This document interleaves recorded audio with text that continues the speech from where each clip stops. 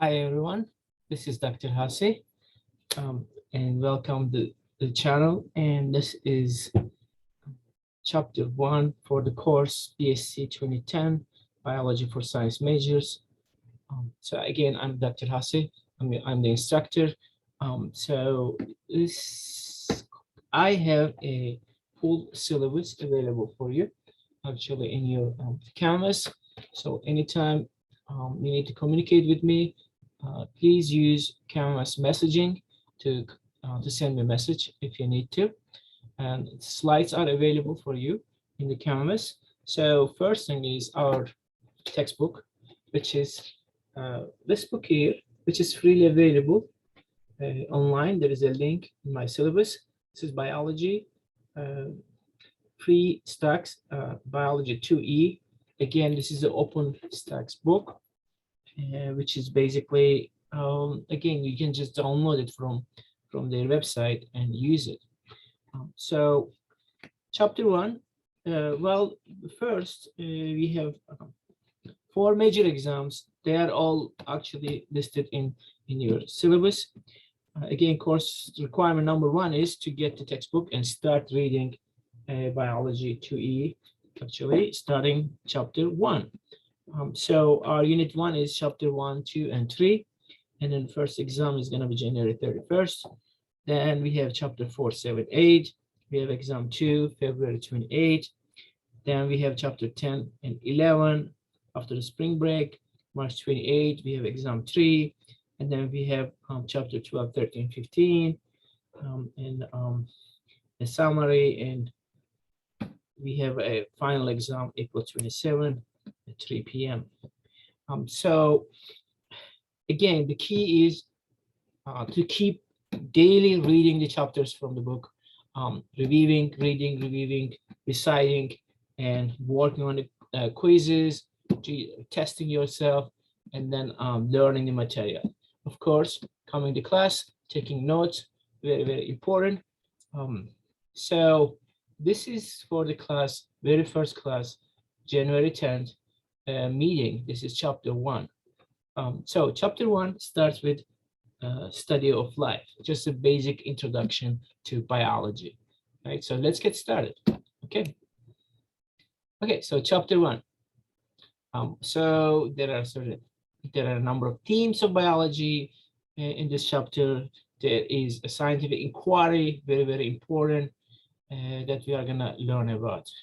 And like in every chapter, can start with making some flashcards with the keywords, so that can actually help you to learn the material better. Okay, so again, we have unifying themes, unity, diversity, form, and we are going to talk about forming and testing hypothesis, right?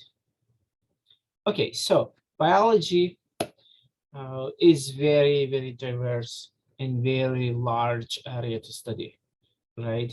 So it's from microscopic, tiny atoms to molecules, macromolecules, organs, organelles, cell, organ, tissues, and you can go from individuals to population, which is like group of same type of organisms. So organism, population, then community, different species found in an ecosystem, which is ecosystem next, and then biome, a large group of similar ecosystems, and biosphere, which is the ecosystem of the planet Earth. We can keep going like that from smallest to the largest unit. So how can we study such a large area of biology? If you took AP Bio in high school, you might already know a lot of this material from chemical biology, and you might actually, some of this might look familiar to you. So biology is study of life, which is right now is this golden age of biology, 21st century, and now last 2 years, the pandemic going on, everyone, we have to deal with virus, their variants, variation, and then resistance, vaccines, so much stuff, all biology. RNA, mRNA, vaccines, right? You hear about, and then you go and get RT-PCR test, right? All biology, okay? From illustrations, lab, field, testing center, and etc. to the multidisciplinary, using chemistry, physics, math, computer science, studying from molecule to global level. So we have certain themes that actually unify this whole big area, right? So we have emerging properties we will talk about in a bit, cell, DNA, structure and function, interaction with the environment, regulation, unity, diversity, evolution, systems biology, and genomics, and inductive reasoning, right? All these items you see in this list, in this slide, uh, basically they unify this big field of biology. Okay, systems biology is it's like biology. We can divide biology like classical biology, like basic stuff lasts for 500 years we're learning, to system biology, systems biology, like using computational math, modeling complex biological systems, engineering, and then now a brand new area, synthetic biology, which we are not going to too much talk about, but when you take upper level courses, you will learn about. And genomics, another cool area, applying recombinant DNA, RNA sequencing, bioinformatics to solve biology problems, right? So reductionism is versus system. Reductionism is basically not unifies. Any method that holds that complex idea system can be completely understood in terms of its simpler parts of the components. But system science basically looks at interrelationships and dynamics, right? So we go that direction. And emerging properties. So what is emerging properties? Okay, the whole is greater than its parts it's made of. So that means if you add sodium and chloride together, what you come up with, sodium chloride, is actually more than just sodium and chloride. So there is something else synthesized and shows up as an emergent property when we synthesize things, right? Lungs made up many cells, but individually they are just cells, and as a unit they just function things like the regular cells. But when they become lung, that's a totally different story. So unexpected properties emerge from interactions, not just parts, but interactions and environment. That's emergent properties, right? We will see it in every chapter. Okay, so structure and function. So it's another item that we cover, many part of biology. So structure, function, and structure determines function. We will see this a lot. Okay. Lowest level, we will talk about cells, and we have a whole chapter on cells. But really, basically, cells can be divided in two groups.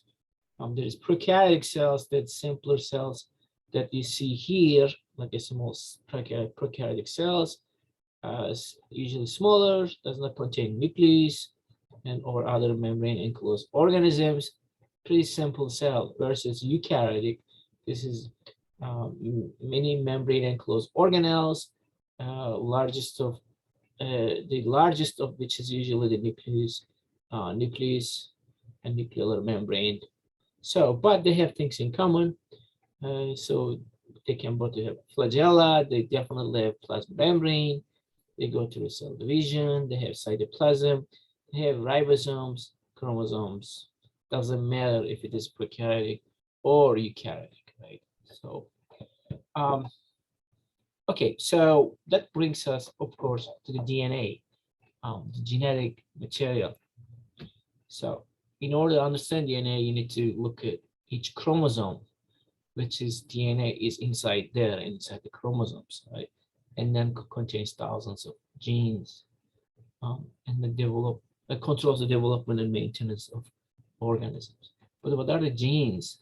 They encode specific things, that building molecules synthesized within a cell, like proteins. So DNA is very, very important, right? DNA is made of two long chains arranged in a double helix, like you see here. We all know the double helix. And there are nucleotides it's made of, right? Each chain made of 4 kinds of nucleotides, A, G, C, T, right? So you can see here, they keep repeating in some specific order that determines their function later, right? So you can see here ACT, AT, ACC, GTA, GTA, and etc., etc. This is just one example. If you've seen this movie, Gattaca, which is pretty cool. Right now, it's not very new movie, but actually these are these nucleotides, GATT, you can see here. So genes are units of inheritance. Okay. Okay, but what? So genes. Then next level is genome, which is the entire set of genetic instructions in an organism. Genomics is the studying this genome, and proteomics is studying the proteins. So we know a lot about genes by now, but the information really flows from DNA to mRNA to protein. So we need to study more proteins because we have probably more than 1 million proteins. A lot of them we don't know much about it.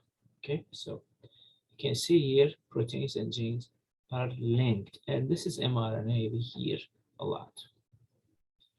So another item in this chapter is negative feedback. Okay, so if you have a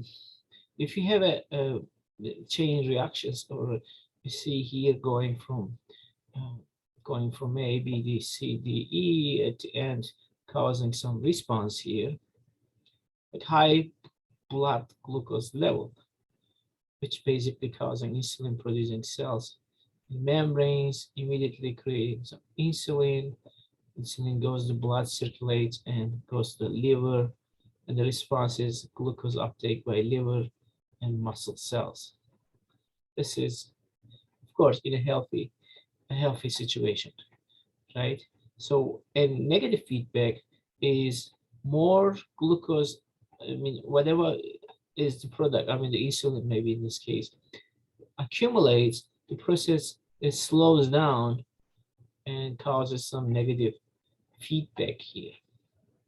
So the product, less product is produced. The opposite of this will be positive feedback. Okay, so in order to classify the organisms, so we have more than 1.8 million species. So these are the ones that they are listed, identified, named to date. And probably there is more than 10 million or more total species.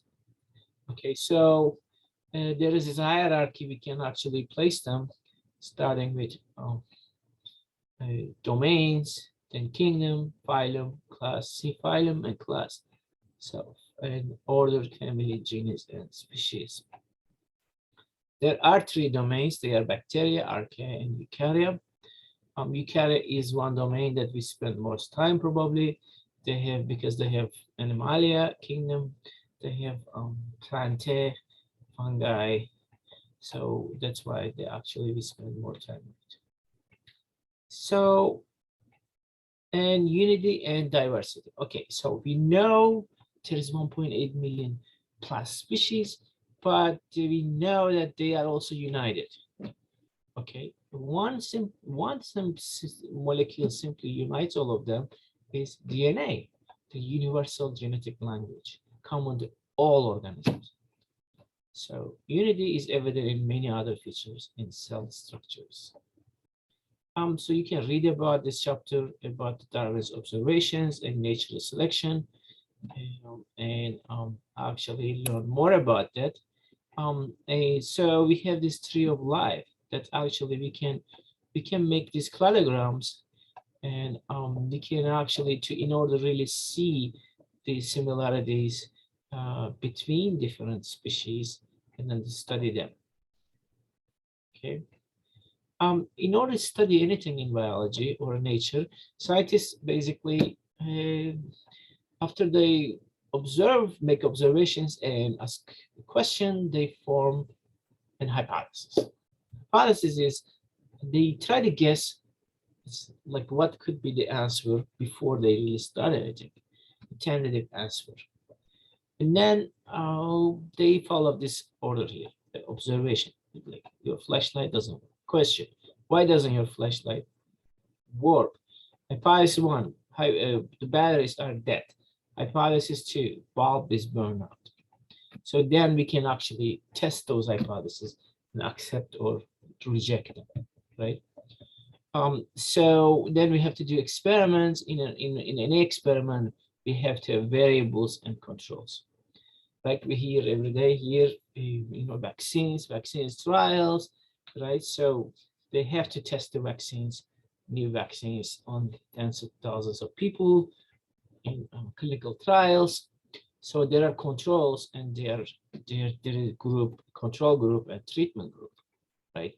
So in order to really test it, we need to see a difference between treatment group and control group.